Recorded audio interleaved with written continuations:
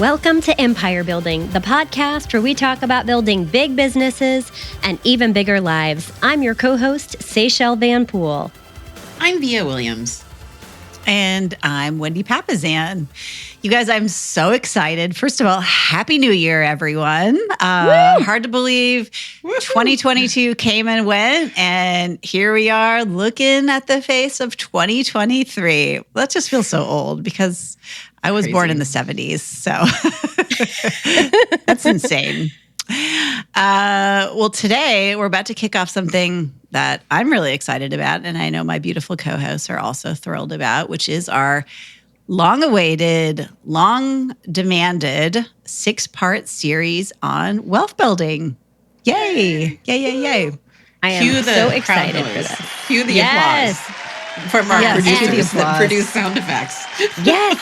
And we have a big, thank you and gratitude we need to give a shout out for, because there are 3 individuals that have worked really, really, really hard on putting this together in a comprehensive and organized format in a really beautiful way. And that shout out is to Tiffany Fikes, to Caitlin Cobb, and to Wendy, our beautiful co-host, because they wrote this amazing masterclass, which you can benefit from. It's called Her Rich Life.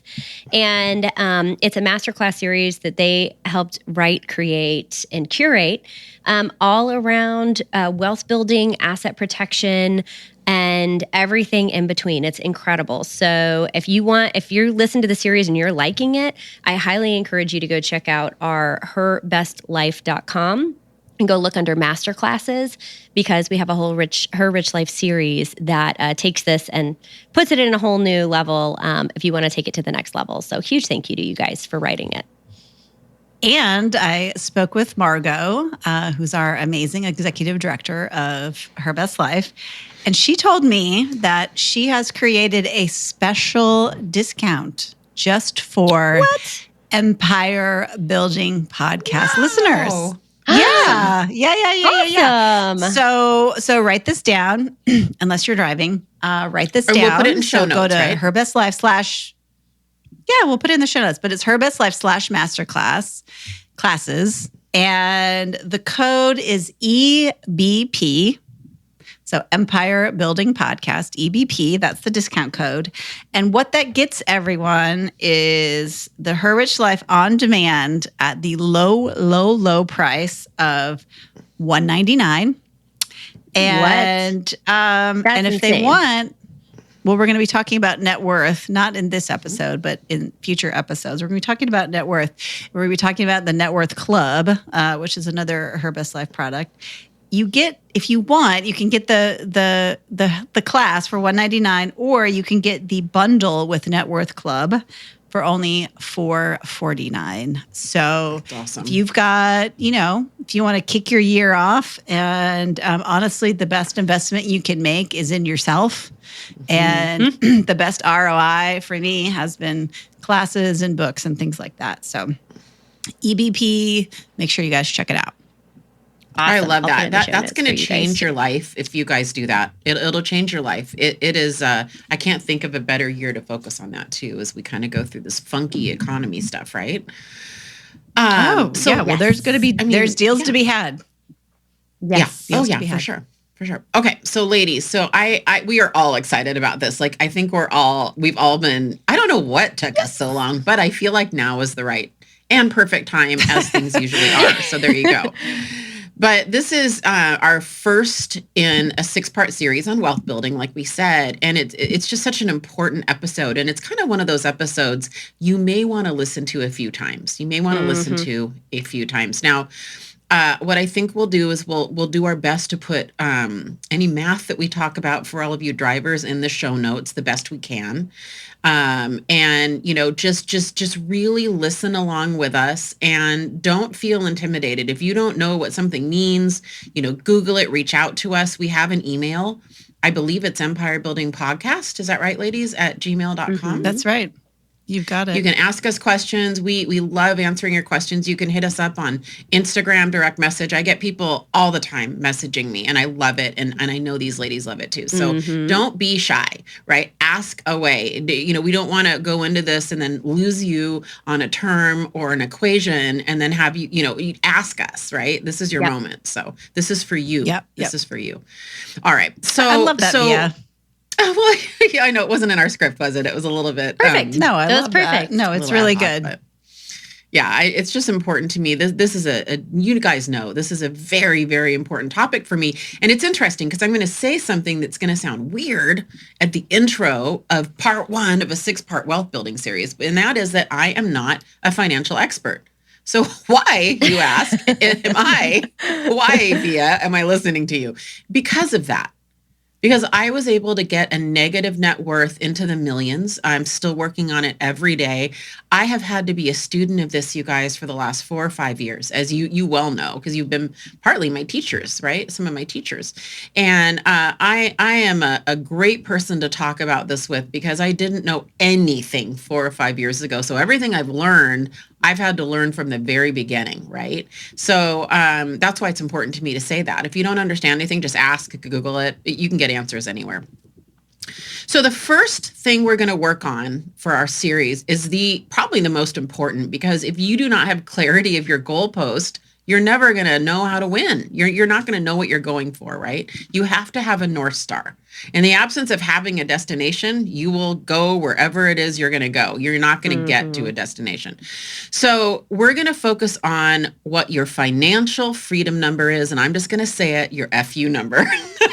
And if you haven't heard that term FU number, it's going to make sense to you when we explain it to you. An FU number is the number that allows you to say FU to anything you don't want in your life. That's the point of it. It's freedom, financial freedom. So the important part of this exercise, and I think why we're starting with this, is there's so much emphasis on net worth. And by the way, we put emphasis, I can't talk. We put emphasis on net worth. We believe in tracking your net worth. We're going to teach you how to do that. All of us do it regularly. And so I do want to say that's an important number, but it's the only number that gets talked about in a lot of places. The important thing about your financial freedom number is that it's cash flow. It's cash flow. There are 2 elements to wealth, right? There is cash flow and there are assets that build up your net worth, right? And so a financial freedom, now we're talking about the money you live on, the money that you receive, the income that you receive regularly on a regular basis to live. You don't get FU money without cash flow, right? Without income. So FU money is income. So I wanted to kind of be sure that I was talking about that because they go hand in hand. They're lock net. And we're going to focus a lot on net worth, but we're going to start off with financial freedom, which is actually income from your net worth, right? Income from your net worth. That's to give you a reason to build your net worth. So Wendy and Seychelle, take it away. And I'm excited to walk through this exercise today. Great. I love that. Well, before we start, I'd love just to ask you guys, like, not to get too personal, but I love what you said, Via, which is like, what is your goalpost? What's your North Star? What is your end goal? Right? What is your end goal? And so I'm just curious for you guys, like, what does that look like? You don't have to give me a number, but maybe you can tell me a little bit about your thought process, especially you, Seychelle. I know you've been working hard on it for a long time, and you started very young. At 21. Yeah. It's interesting. I'm going through this moving of the goalpost right now, which is really interesting. So my original goalpost was to build up our businesses and assets to be big enough to make sure that we could take care of my parents. And my dad passed away a couple weeks ago, and we're, going through all the affairs, but really what we're doing after we're like, we've been going through obviously the emotional side is the reconciling of where we are. And where that puts us both from what we want to be doing, where we want to go, how we define success, how we define all of that. And so my mom and I have been looking at 2 different things. Number one, our finances were very conjoined for a long time because and Nick, bless Nick, I mean, he's like the saint of all saints. Like we were very tied. Would you call him Saint Nicholas? Nick? Is that it?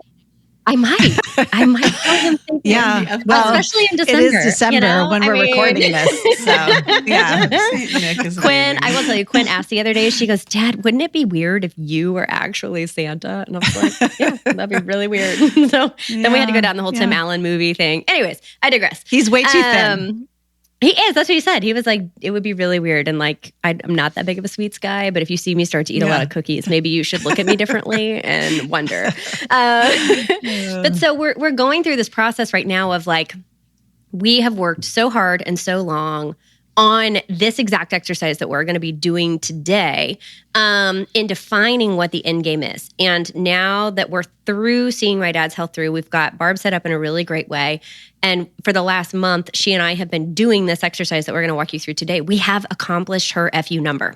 Like we are there, which is so awesome. I mean, so awesome. And to not only have accomplished it, but to have clarity around that. And we met with her financial advisor yesterday. It's both of ours. He's awesome. And we were walking through our game plan for how we're going to be investing assets and what that's going to look like. And we'll talk you through all that. But we went and had a glass of champagne afterwards. And you know what was interesting was she said, she kept saying like, well, you know, you're my dad's dad, your grandfather was really wealthy and he was really wealthy and he had all these things. And I looked at her and I said, Mom, do you realize that you are actually more wealthy than he was? And she had this moment where she went, what? And I said, no, do the math. Like, I'm pulling up the spreadsheet, look at the math, do the math. You call him wealthy, but yeah, you are actually more wealthy than he is. And I think sometimes we get on this treadmill of like, I got to do more. I got to do more. I got to do more. I got to save more. I got to like protect more, right? Like you get all these things going and you get kind of in this rat race. And that was the first time that we had actually sat down and had real mental clarity around like, you are a wealthy person as how you define wealth. Seychelle? The other thing it was is, so see, cool. I'm so fascinated by that because I think sometimes we define wealth by how people spend. And so her perception of her grandfather or father, whoever it was, he probably showed his wealth. And so we grow up, I mean, that's the psychology of money, right? We grow up thinking, well, that's wealth, right? That's wealth. And the reality is that is not wealth. Like that might be a symptom of wealth or a, cause or an effect of wealth. But the cause of wealth is it's assets. It's simply owning assets. I just think that's interesting. It's assets. And I think, there's a disassociation that happens too, where you see someone or you grow up with someone for a long time and they are considered successful and, they can provide and they're a patriarch and all these things, right? And like there's all this like emotional attachment to all these different things in addition to the money. And I think sometimes we disassociate our own journey and our success and our definition of what wealth looks like and our definition of all those things. And we never like stop to just take a second and look at how we define ourselves and what our identity around that is. Because we all, like when you lose a lot of weight or you gain a lot of weight, like you always see yourself, like body dysmorphia. I think there's also money dysmorphia. Mm-hmm. And I think that taking stock of where you are, it doesn't matter if you're at a massive negative or a massive positive, and understanding that with this series, you can take concerted efforts to make a change and actually completely change the trajectory of your future and your next generation's future. You also have to then work on your mindset around that to understand that when you're achieving it, like your identity gets to change in that process too. So it's really, it was a really cool moment yesterday. Cool. So probably longer than we needed to spend on it, but it was really cool. It's really good. I love that so much because what a gift to give to Barb. Yeah. What an incredible gift to Barb. You know, and I'm thinking about our friend Diane Griffin, who had exactly the same aha earlier this year. She was actually taking, I think, her Rich Life class, and she'd always been worried about tracking her net worth. And, this is someone who's worked very, very hard their whole life, a super achiever. More energy than anyone we know. Yeah. Yeah, I'm really scared to figure out what that looked like. And then actually when she came up with the number, which was an enormous number, she felt like it wasn't enough. And I had to sort of walk her through like, hey, you're at one of the upper echelons here. Like, this is incredible. And she just didn't realize it. Like, there just was, and some of it had to do with like her parents and just her idea around what was wealthy. And so it's just really, I think what you're saying is just so important, Seychelle. So, and as a reminder, if you have a family income of $41,000 a year or more, you are in the top 10% of income earners in the world. Wow. A family income of $41,000. So just as a reminder, we're all blessed beyond measure here, most of us listening. And so anyway, and as a reminder too, money's good for the good it can do, right? So I completely agree. Your freedom number is your freedom number. So how do we calculate this? How do we get into it? How do we figure this out? Well, there's a easy step-by-step process we're going to walk you through on this. So if you are driving, this is the point where you make a note of where we are in the episode so you can come back and write these things down because we're going to walk you through step-by-step how you do this. All right, Wendy, I'll let you take it away. Awesome. So we're going to calculate your FU number today, guys. It's really exciting. So get out a piece of paper and we're going to do some pretty simple math. I know Seychelle's spreadsheet with her mom was pretty calculated, but it's actually pretty simple. So the first thing that you're going to do is you're going to figure out your monthly expenses. Some of you have this dialed in. Some of you know to the penny. My spreadsheet lovers out there love looking at their budget. They know exactly what they're spending every single month. So you want to take that number. And then there's those of you that don't. So I've never been that person who wants to budget that way. We put pretty much most of our expenses on our credit card. So roughly take your credit card plus your kind of other bills, maybe like your bill pay. your house. Yeah, perfect. Like all your bill pay plus your credit card bills, and that's an easy, rough way to get your monthly expenses. So whatever that number is, we want to look at this like don't take anything out. Right? Like don't be like, oh, but that was a one-time expense or, oh, but that was a, like keep it all in, right? Okay. Yeah. And then you're just going to multiply that by 12. So can I add something expenses in there, are? Though? Yeah, sure. I mean, when I did this, my only comment is like, I looked at our lifestyle. So I did all that. And then I went, okay, like we like to go on X amount of vacations a year. We like to have a couple long weekends. That's the next bullet point, Via. Oh, sorry. I was just going to say, don't forget to add those. No, it's perfect. Yeah. Yeah. There you go. So you're going to multiply that by 12, and then you're going to get your annual number. Okay, whatever that is. And then you're going to do exactly what Via was just talking about, which is you're going to put in all your big ticket items. It's just right there on the script. It's okay. Well, I didn't multiply that by 12. It was a multiply by 12 that got me.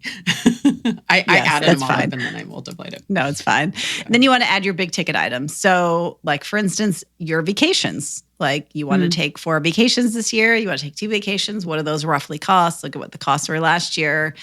Throw that number on top of your annual number, and then maybe you're going to be saving up for like a big ticket item. So maybe you need to buy a car in the next few years. Maybe you need to buy a new roof. Whatever those things look like. Maybe college, right? My son finished his college applications yesterday. And I'm going to have 2 kids in college right in a row. Yeah, Via's like shaking her head. She knows that I'm feeling. Like, oh, girl, do I know that feeling? You're poor. Yeah, you are. Y'all are my heroes poor right now. Yeah. Oh, dude. Well, it's like my friend Jenny. She's got a freshman and a sophomore this year. And she's always like, yeah, no, you can do that because you don't have 2 kids in college right now. Yeah, can we add Catholic school tuition? Yeah, let's go ahead and say 3 tuitions. Yeah. Oh my gosh. Yes. So all of those things, all of those big ticket things. And then you might want to just throw in like, oh, I'm going to add a little extra because I know that someday I'm going to need to pay for long-term care for myself, right? So whatever you think that is, knowing that at some point your monthly expenses may go down as well. Like as your kids move out, your your monthly expenses go down if you've got kids. But it's good to have, I then think, slush funds and cushions. You know, I always just kind of I'd rather do bundle worst for case that. scenario. Yeah, me too. Yep. Yes, you want to. I have that too. Like you want to make sure you've got savings, like probably 4 to 6 months of liquid savings in the bank.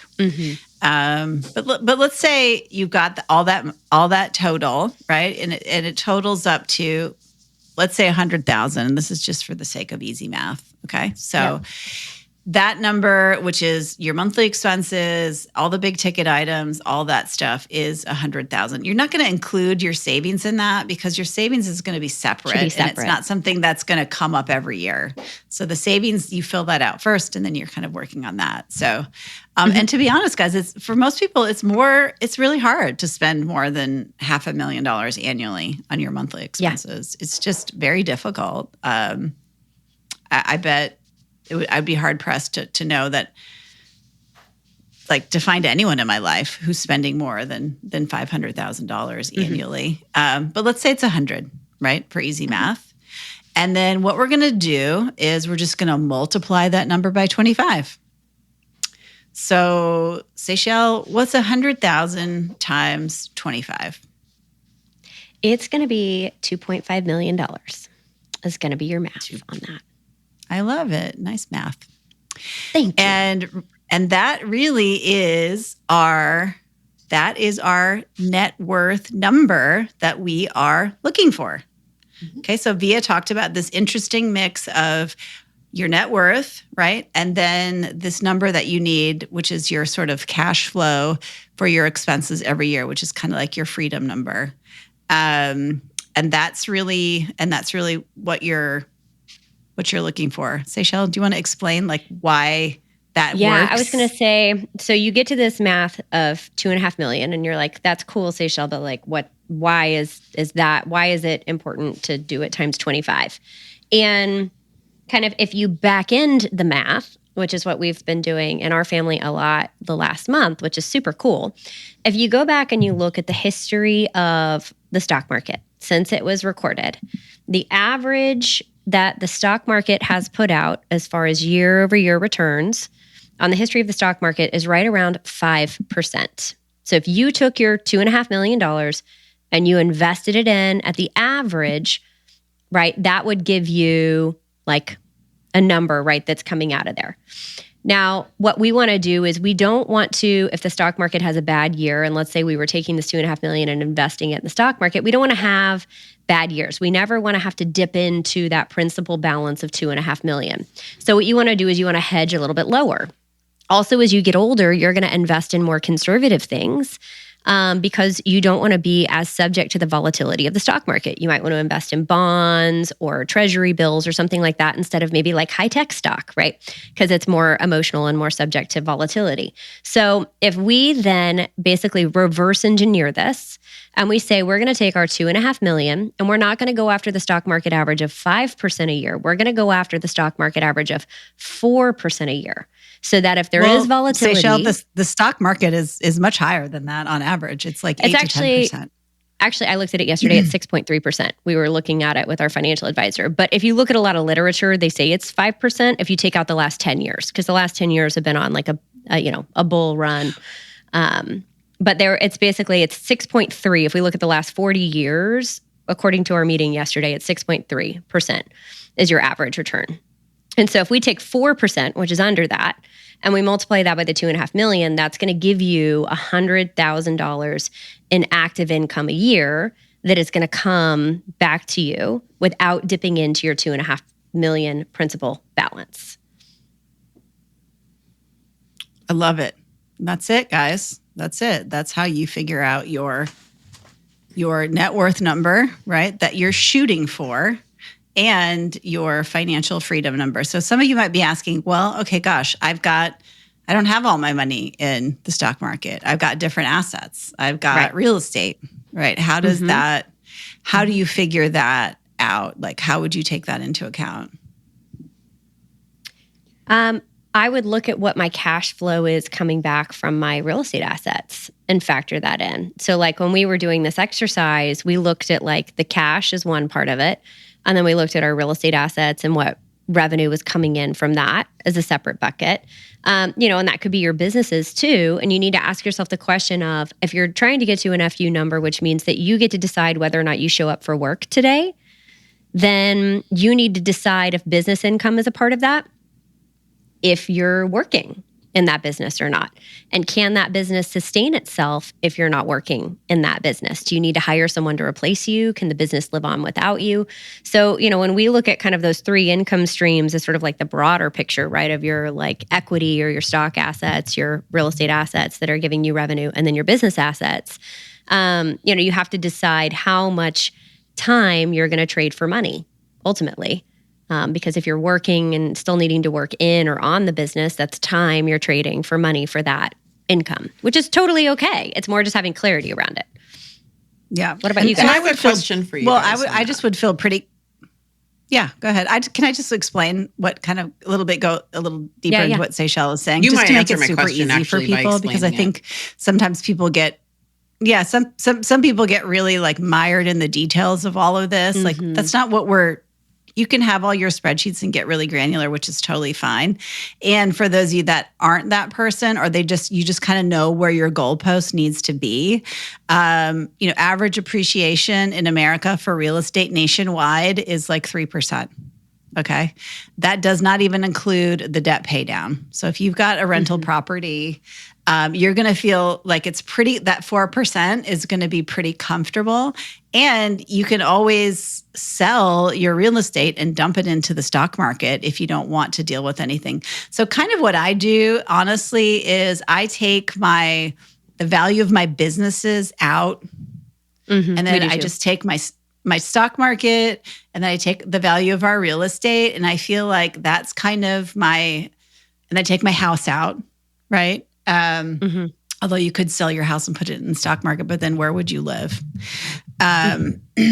And so then that's the number that you're kind of shooting for, which is like the value of all your real estate plus everything you've got in the stock market, subtract the value of your house. And then that's kind of the number where I'm taking that 4% rule. So let's say your net worth is $6.25 million, right? Times 4% is $250,000 a year. So comfortably, you should be able to pull out $250,000 of that and keep that nut. That's the part that's important. Like, you don't want to bleed that down, because, we're all hot ladies. So we're not going to be, I've got 50 plus years in me. Yeah. And you want to keep that, right? That's the nut that you want to keep. So just thinking of like, what is that number that you're shooting for? And I'll tell you, it's like, it's easier than you think to get to that number. So I think Via is a great example of that. Like, your complete intentionality the last 5 years is you can, Gary Keller tells us you can be anywhere you want to be in 5 years. And you're a great example of that. Yeah. And so you did answer my question. And so now I have something to add rather than ask. And because my first goal was to get to my first million in net worth. That was like my first goal post. And that's a good goal for anybody, I think, right? The goal I'm working on now is to be an accredited investor, which is to be at, $1 million plus net worth, not including my primary residence. And so when Seychelles when you guys were kind of talking about that, in my mind, and I don't know if it's a fixed definition, in my mind, the financial freedom number has always been that passive income number, right? And I think passive income is a little bit loaded. It's a spectrum of how passive and how active you want to be. Relatively passive, right? Yeah. I don't have to show up to work, because that's, to me, the point of having an FU number. So I am that person, Wendy, to your point too, where I didn't get in the weeds of it. I just went, okay, look, I know what our monthly expenses are every year. And I just know I will always make some kind of income. It's just the way I am. So I was like, if I can make X amount a month, I am happy. I am calm. I have no stress. And it was a very easy number for me. And then and then it just hit my net worth number. And the way I'm wired, I have this other number in my head that's slightly higher. that I couldn't get out of my head. And I think sometimes that's when you know it's the right number. I was like, I think there's something about this one number that's slightly higher than that's going to make me feel great, right?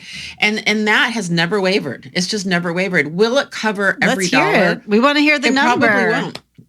If I bring in $25,000 a month, no matter what stage I am in my life, I'm just fine. I will always be fine. And it, will I be at a point in my life where I want 50 or 100K a month because I want to go sail around the world? I don't know. Yes. And I'll always make enough. I'll make something to bolster that. And, I look to my dad, who's 80 years old and his highest income earning years of his life as a consultant, just based on a very successful real estate career, right? He's making more money than he's ever made, working a couple hours a day, happier than he's ever been. And so there'll always be income coming in. But if I know my basic expenses, like I can live anywhere and I can handle 25K a month, right? And I'm hesitant seeing that number. For some people, it's that's $5,000 a month. And I honor that. And I don't want to make it, but for me, that's my number. Yeah. It's just my number, Well, and what I love is it doesn't matter what the number is. It's your number is your number. Understanding why that number is your number, I think, is the most beautiful part. And, what we've experienced over the last, couple of years in our family is not having clarity around that number. Just speaking from personal experience on my side is it can create a scarcity mindset because when you don't have clarity around your number, what I've observed personally in my own world is then enough is never enough. And if you can get clarity around whether, I don't care if it's $4,000, $10,000, $100,000 a month or a year, it doesn't matter. But your number and having clarity around that lets you know then when you have freedom to make the decisions because you want to make them and not because you need to. And that's a really cool feeling. So hopefully for the beginning of this year, 2023, gifting you the clarity and the mindset around understanding when enough is enough for you will give you some really great things to think about as you're working towards your goals for 2023. I love that. I love that. Too. Well, you guys, today has been awesome. Like Seychelles said earlier, I hope everybody listens to this maybe more than once, right? Understanding what your goalpost is literally everything, because that is how you get to your big life, right? Your big life. And so just to recap really quickly, figure out your monthly expenses, multiply that by 12, add in your big ticket items, vacations, cars, college education, long-term care, all that stuff. Get your annual expenses and then take that number and multiply it by 25. And that 25 is your net worth number that you're shooting for. And you can add your real estate in, you can add your stock market stuff in, remove your house. And that number should be enough, right, to get you where you want to go, because you can pull 4% off and still keep your monthly nut. And, if you're like most of you listening, I wholeheartedly agree with you, Via. Like, none of us are just going to sit around and watch soap operas and eat bonbons. We're just not wired that way. So we're definitely still going to make some income, but you never know what's going to happen, right? You never know what kind of money you need. So planning for the future is honestly the best thing that you can do, guys. So stay tuned for our next episode, right, of our 6-part wealth building series, which is going to be on habits, right? Habits for building generational wealth. And then we're going to close out the series with types of investments. And so share this with a friend if this was impactful. Please leave a 5-star rating and review. We'd love to hear from you. And just go out there, continue to build your big business and create an even bigger life. Happy New Year, guys. Bye, everyone. Happy New Year. Just a reminder, you guys, as we are running through this awesome wealth building and money series with you, we just want to give you a quick blanket reminder, because our friends at Keller Williams and the legal team would thank us for it, that we are not financial advisors, CPA, tax advisors, or anyone that is tied to your individual finances. So if you are wanting more information about this, these are tips, ideas, tactics, and ways in which you can build wealth, but always find a seasoned professional that is a seasoned professional in this specific field that you're needing help with to assist you in your finance, tax, or wealth building journey.